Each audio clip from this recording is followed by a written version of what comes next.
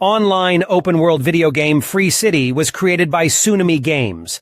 Antoine Hovacek, the lead developer at Tsunami, stole the source code for Life Itself, an unfinished game made by Walter Keys McKee and Millie Rusk, and used it to make Free City. While Millie spends time in Free City as her avatar Molotov Girl to look for proof of the code she and Keys had produced and to establish their ownership of the code, Keys has since accepted a position at Tsunami. Guy, a non-player character, NPC in the game, works as a bank teller and hangs out with Buddy, a bank security guard, oblivious to the fact that his surroundings are a virtual one. One day he runs into Molotov Girl, who is singing the song he claims his ideal girl will enjoy, and starts to stray from his predetermined course. He steals some sunglasses from a player who attempts to rob his bank, and while wearing them, he can see Free City on the player's head-up display, HUD. Guy speaks to Millie, who initially believes him to be an NPC rather than a different player named Blue Shirt Guy. She demands that he level up to at least 100 before they speak once more. Keys and his co-worker Mouser make an unsuccessful attempt to remove Guy from the game because they think he is a hacker posing as an NPC.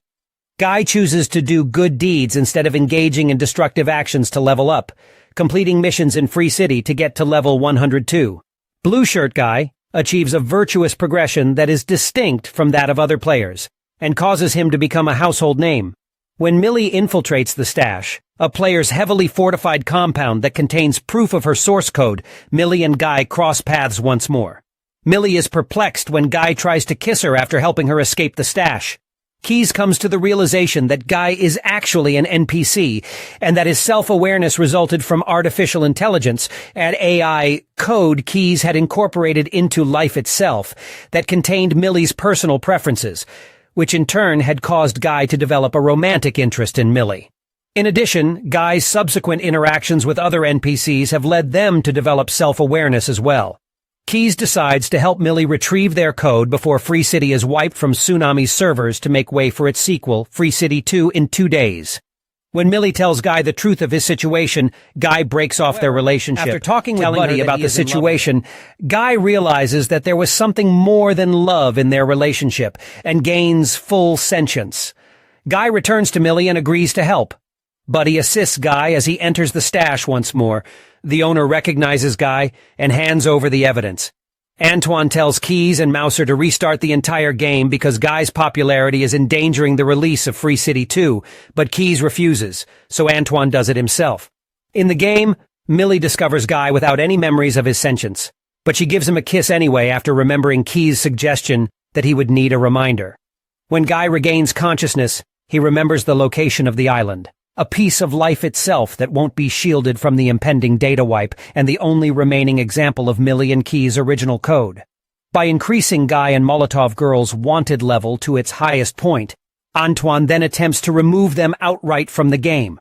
However, because Guy and Millie have persuaded the other NPCs in the game that they are more than their programming, they are no longer responsive to outside commands and will not interfere.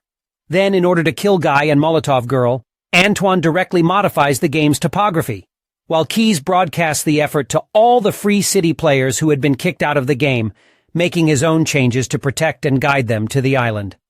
Keys is fired by Antoine, who then introduces Dude, a muscular, incomplete version of Guy created for Free City 2. Guy puts Dude's sunglasses on after realizing he can't defeat him in hand-to-hand combat, and that the HUD will perpetually divert the much less experienced AI. In a desperate attempt to hide his theft, Antoine then breaks into Tsunami's server room and starts destroying the game's servers with a fire axe. This causes Mouser to learn of Antoine's crimes and fire him, but Guy arrives on the island before he can destroy the final server, causing gamers all over the world to witness the event. After the theft was discovered, Antoine kidnapped the last server and demanded that Millie drop her lawsuit, hand over the Free City IP, and give up the game's revenue. The inhabitants of the game are preserved because Millie enthusiastically agrees, believing that the game's programming miserably at launch without Millie and Keys' code. Antoine is demonized by the media for his now exposed crimes, and he is detained for theft and criminal damage.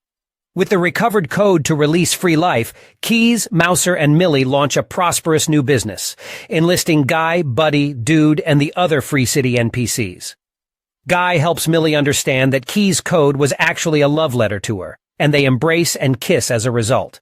Guy and Buddy get back together, and they start leading independent lives in Free Life without having to adhere to their original Free City coding.